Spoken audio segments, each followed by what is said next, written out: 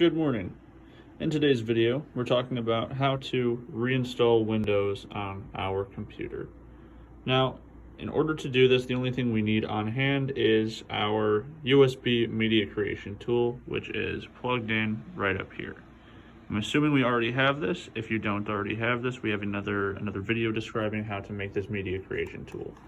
Now, typically when you plug this in and boot up your PC, it's going to immediately choose the media creation tool as the boot priority. But if it doesn't do this, we can enter our BIOS and simply find our USB drive, which is going to be labeled as the correct size for our USB drive, and we're going to drag that to the top. Now we can save and exit.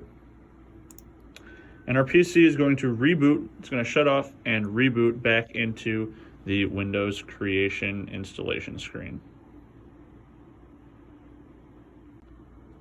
All right, once our Windows creation tool has been loaded, we're going to run into this screen right here. The first few steps aren't really that important as far as what you choose, but eventually it's going to ask us about a custom or express installation.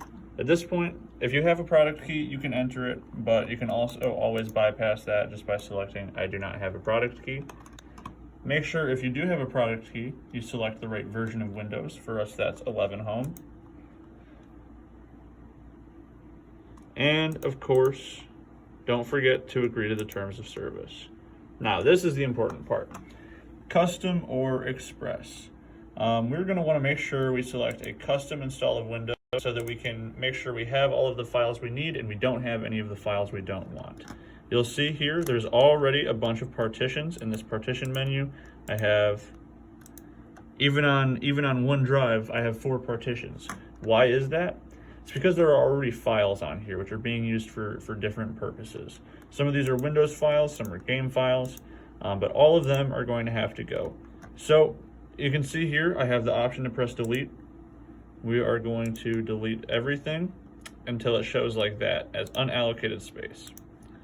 And at the end, we will have a correlating number of partitions as we have drives installed in our computer, which for us is going to be exactly 1.